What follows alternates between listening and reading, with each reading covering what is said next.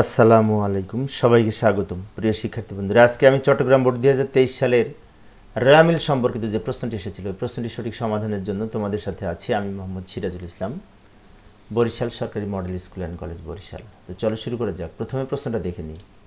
এই যে লক্ষ্য করি, প্রশ্নটা আমি ডান দিকে লিখে রাখলাম। এইখানে এই প্রশ্নে কি বলেছে লক্ষ্য করি। প্রথমে ক নাম্বারে বলেছে যে সমস্ত আইটেমের রেওয়ামিলে অন্তর্ভুক্ত হবে না তার পরিমাণ নির্ণয় করো। তো আমি এই যে বাম দিকে উত্তর লিখে দেখাচ্ছি, ডান দিকে প্রশ্ন লিখে রাখলাম, বাম দিকে উত্তর লিখে দেখাচ্ছি যেগুলো রেওয়ামিলে অন্তর্ভুক্ত হবে না। তো রেওয়ামিলে অন্তর্ভুক্ত হবে না আমরা বাম দিক থেকে দেখতে দেখতে আসি। দুই দিকে টাকা ভাগ করে দেওয়া আছে, বাম দিকে সবগুলো রেওয়ামিলে অন্তর্ভুক্ত হবে না, হবে। এবার ডান দিকের মধ্যে কোনটা হবে না? এই যে মজুদ পণ্য 31/12, এই যে ডান দিক থেকে 3 নাম্বার মজুদ পণ্য 31/12, এই যে এইখানে 30,000 টাকা, এটা রেওয়ামিলে অন্তর্ভুক্ত হবে না। সমাপনী মজুদ পণ্য, মজুদ পণ্যের পাশে শেষ তারিখ লেখা থাকলে সেটি সমাপনী মজুদ পণ্য হয়। এইবার এই সম্ভাব্য দায় 1,000 টাকা, এটা রেওয়ামিলে অন্তর্ভুক্ত হবে না, সম্ভাব্য দায়। এবং নগদ তহবিলের পাশে কিন্তু 31/12 লেখা আছে। নগদ তহবিলের পাশে যদি 31/12 লেখা থাকে সেটা রেওয়ামিলে লিখতে হয়। নগদ তহবিলের পাশে যদি 1 লেখা থাকতো সেটা রেওয়ামিলে লিখতে হতো না, সেটি খেয়াল রাখবো। এই দুটাই এই অঙ্কের রেওয়ামিলে অন্তর্ভুক্ত হবে না, দুটা যোগ করে আমরা শেষের ঘরে লিখব। এই হচ্ছে ক নাম্বারের উত্তর। আবার উদ্দীপকে ফিরে আসলাম। উদ্দীপকের খনঙে কি বলেছিল? খনঙে রেওয়ামিল প্রস্তুত করতে বলেছিল। খনঙে বলেছিল রেওয়ামিল তৈরি করতে।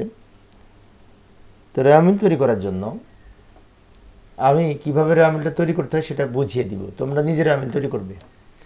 রেওয়ামিলের শখ তো জাবেদের শখের মতো, আমরা যারা রেওয়ামিল তৈরি চ্যাপ্টার করেছি তারা নিশ্চয়ই রেওয়ামিল তৈরি করতে পারি। তো আমি মূলত কোনগুলো কোথায় বসবে দেখে বুঝিয়ে দিব। তো প্রথমে লিখব কোনগুলি রেওয়ামিলে অন্তর্ভুক্ত হবে না, তার পাশে ক্রস চিহ্ন দিয়ে রাখবো। যেমন এই যে মজুদ পণ্য 31/12, এটা রেওয়ামিলে অন্তর্ভুক্ত হবে না, এটা পাশে যে ক্রস চিহ্ন দিয়ে রাখলাম, ক্রস মানে এটা রেওয়ামিলে লিখবো না। তারপরে সম্ভাব্য দায় রেওয়ামিলে লিখবো না, এই যে ডান দিকে দুটার পাশে ক্রস দিলাম, মানে এই দুটা রেওয়ামিলে আমরা লিখবো না। যখন তৈরি করবো এই দুটো বাদ দিয়ে লিখবো। এইবার আমি দেখাবো যেগুলো ক্রেডিট দিকে বসবে সেগুলোর পাশে ক্রেডিট লিখবো, বাকিগুলো ডেবিট। যেমন মূলধনের পাশে ক্রেডিট লিখবো, মূলধন ক্রেডিট দিকে বসে। সাধারণ সঞ্চিতির পাশে ক্রেডিট লিখবো, সাধারণ সঞ্চিতি ক্রেডিট দিকে বসে। অনাদায় পাওনা সঞ্চিতি ক্রেডিট লিখবো, এর ক্রেডিট দিকে বসে। পণ্য বিক্রয় ক্রেডিট দিকে বসে। এরপরে ব্যাংক জমাতিরিক্ত ক্রেডিট দিকে বসে। এবার ডান দিকে আসি, প্রদেয় হিসাব ক্রেডিট দিকে বসে, অনাদায়ী। এরপরে তাদের এই ঋণ ক্রেডিট দিকে বসে।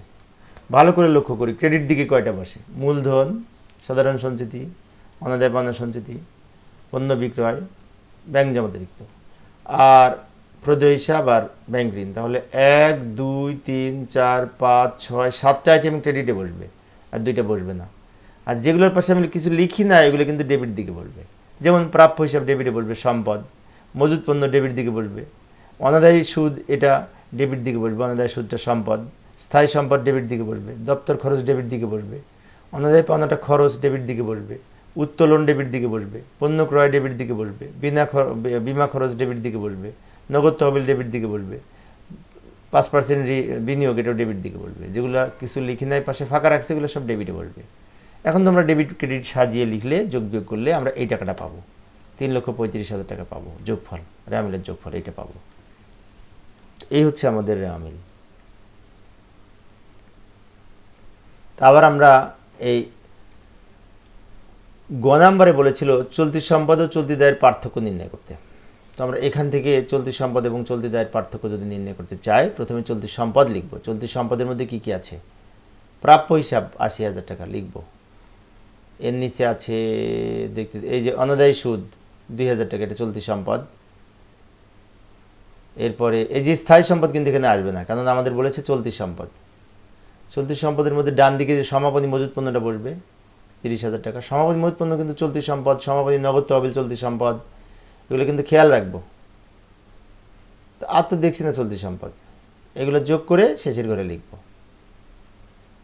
এইবার আমরা মোট চলতি সম্পদ লিখলাম, তারপর লিখবো চলতি দায়। চলতি দায়ের মধ্যে রয়েছে, বাম দিক থেকে খুঁজতে খুঁজতে যাই, ব্যাংক জমাতিরিক্ত আছে 27,700 টাকা। প্রদেয় হিসাব আছে 25,000 টাকা। আর তো দেখছি না চলতি দায়, এই দুটো চলতি দায়। এই দুটো চলতি দায় যোগ করে এখানে লিখলাম। এবার আমাদের বলেছে কিন্তু পার্থক্য নির্ণয় করতে, পার্থক্য। উপরেরটা থেকে নিচেরটা বিয়োগ করে তার নিচে লিখব। এই যে ৭৩,৩০০ টাকা, এটা হচ্ছে পার্থক্য। এটা হচ্ছে চলতি সম্পদ ও চলতি দায়ের পার্থক্য। এইভাবে আমরা চলতি সম্পদ এবং চলতি দায়ের পার্থক্য নির্ণয় করতে পারি। তো প্রিয় শিক্ষার্থী বন্ধুরা, এই ছিল আজকের আলোচনা। তো পরের ক্লাসটি দেখার আমন্ত্রণ রইল। খোদা হাফেজ।